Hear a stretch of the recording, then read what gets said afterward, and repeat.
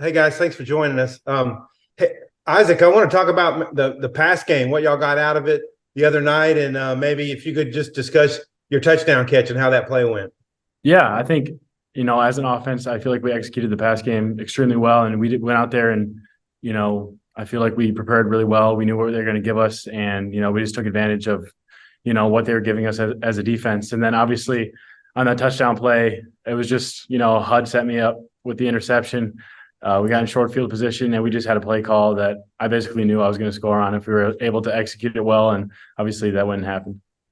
Okay, and Josh, looks like we saw Brady back at practice today, so I guess you go over to right guard. I mean, just maybe what it's like having Brady back in the lineup.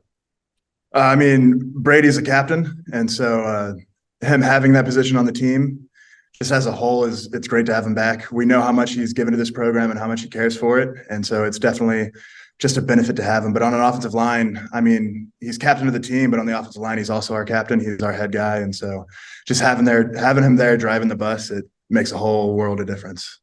Hey, Isaac, Sam Pittman said after the game that our guys aren't dropping passes, and he said it again on Monday. And I don't think there was a drop in the game. Can you maybe talk about what campus looked like and if y'all had zero drops on Saturday? Yeah, we did have a total of 0 drops on Saturday, which we were, extremely happy with. We have drops here and there, obviously in practice, but I felt like when we got to game, it was, time to execute, and everyone was locked in, making sure, it was eyes to ball to hands. So yeah, obviously, that was something we were really focused on, and it was cool to see that we were able to execute at such a high level. Cool, thanks. Trey.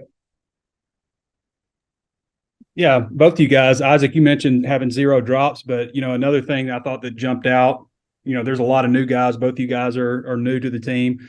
No procedure penalties, no false starts, none of the wide receivers are lining up in the backfield accidentally, 5 men in the backfield, none of that stuff. What does that say about just the focus you had with the game plan going in, both of you? Yeah, I feel like that was something we kind of struggled with in our scrimmages. So it's something that we really, Coach Pittman, pounded into us, was making sure that was something we were going to fix. Because most of the time, that first game is when you kind of get the kinks out and, you're getting those penalties. But it's good when you can start off the year with, almost no procedure penalties at all. Yeah, it's definitely a testament to the coaching.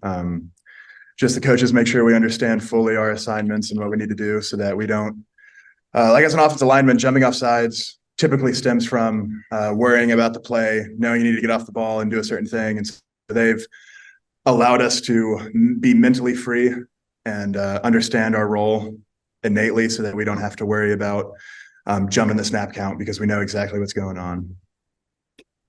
Josh, I know that Western Carolina was walking their safeties up, loading the box, really kind of coming after the run game. Coach Pittman also mentioned there was some technique stuff that he wanted you guys to do a little bit differently. How big of focus is that this week to get the run game going after it was, a little subpar last week? Definitely. No matter what, offensive line is a technical position. It's something that we're going to be focusing on every week, no matter what the product on Saturday is.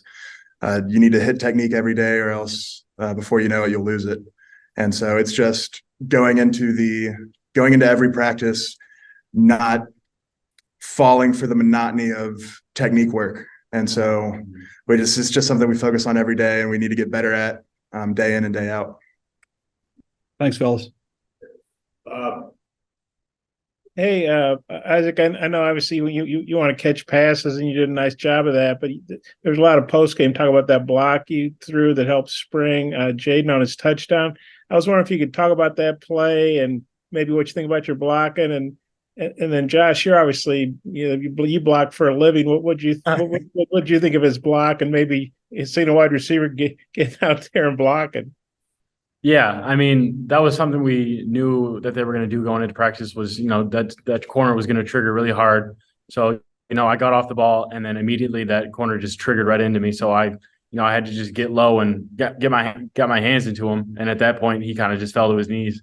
So at that point, I just took him to the ground, and obviously, Jaden read that, and he was able to just take it up the seam and use his speed to his advantage. So yeah, it was just something I was able to do because I basically knew it was coming just because of how many reps the scouts gave us in practice and everything. And I've told TeSlaa this in person. him and the wide receiving core as a whole I have more confidence in them than I've ever had. And so just knowing that they're going to catch the ball and then seeing the effort they give in the run game, blocking, it's just reassuring to me that they understand that what we do is important as offensive linemen, because that's all we do is block. And so to see them get into it, it definitely makes me happy. And Isaac, you obviously went against Nudie a lot in practice. I guess you still do. I think you guys probably do some good on good, I imagine. Mm-hmm. But he had a pick, and he's had 5 picks now, and in 2 seasons at Arkansas, just a season of 1 game. Well, what do you think? What do you think makes him such a good cornerback? And Sam was saying the other day he's got a lot more physical with his tackling, also. Yeah, I mean, I would attribute it to, I mean, he's just a smart guy. He knows football, and he's very technically sound. So he's gonna be able to drive when he sees a receiver, give an indicator or something like that. But he also watches a lot of film, and he's going to be studying those guys so he can go and make a play like he did against Western Carolina. And for both y'all, you won your game by 50 plus. The team you're playing, Kent State, lost their game by 50. Well, what's the key to not overlooking them and maybe looking ahead to BYU? Last week is last week. Next week is next week. This week we play Kent State. Our performance on Saturday won't do anything for our performance on this Saturday. Their performance last Saturday won't do anything for their performance this Saturday. Both teams are going after it in practice today. We'll go after it in practice tomorrow and then throughout the week. And so you just got to take it one day at a time. Isaac, you got a thought on that? I would agree. I mean, he basically, he wrapped it up well. Okay, thanks. I might have another question, but I'll turn it back to Oliver. Thank you. All right, thank you, Jackson. Isaac, I think all camp coaches, fellow teammates have just talked about how good you could catch the ball, you catch contested passes. Have you always been good, kind of going up, high pointing, making contested catches? And is there anything like specific drill wise or some weird practices that you do to kind of make sure you're good in those traffic situations? I mean, I've been good at it for as long as I've been playing receiver. I mean, I don't know if I played quarterback in high school, so I wasn't repping too much of contesting catches or anything like that. But once I did move to receiver, man, I would just do drills every day with my dad. We would just go to the gym and just do ball drills for half an hour a day. And I feel like that's honestly what helped me the most, is just getting reps at just seeing the ball go into my hands and going up and getting the ball. So you never played receiver in like youth football or anything? The first time you did was when you got to college? That's right. Cool. And Josh, we talked about the run blocking, but the pass blocking was pretty good on Saturday. With Brady out, 4 new starters on that offensive line compared to last year. Is there maybe a little added confidence coming into this week after a pretty good start protecting the KJ? Yeah, I mean, we did a good job of it on Saturday. It's definitely a confidence booster. It's something that we'll need to constantly get better at and just prove it week in and week out that we can do it. Thanks, guys. Daniel. Hi guys, thanks. Josh, specifically about Chamblee making the spot start with Brady not being there, how was he kind of with the rest of the line and communication and things like that? Yeah, he was great. He communicated very efficiently. Me and him were on the same page. Nothing comes to my mind of when we weren't on the same page. So I believe we were on the same page every play. And so it was good to have him there next to me. Me flipping sides, I relied on him early on in practices to just make sure everything was smooth. And it was a confidence booster having him next to me. And then quick word on the home opener for both of y'all, since this will be your first time playing in front of 70,000, hopefully, or close there or thereabouts. You want to take it? Did you say a quick word about it? Yeah. I'm just excited. I'm just going out there to play football, excited that we're going to have so many people out there, supporting us. I'm just excited to go play some football. Yeah, I'm excited to run through the A and hear him call the Hogs. So it'll be a fun day. Thanks, guys. Last one, Bob. Okay. Isaac, did Hillsdale recruit you as a receiver, or you got there and they said, hey, you need to move to receiver? How'd that work? Yeah, no, they recruited me as a receiver. Going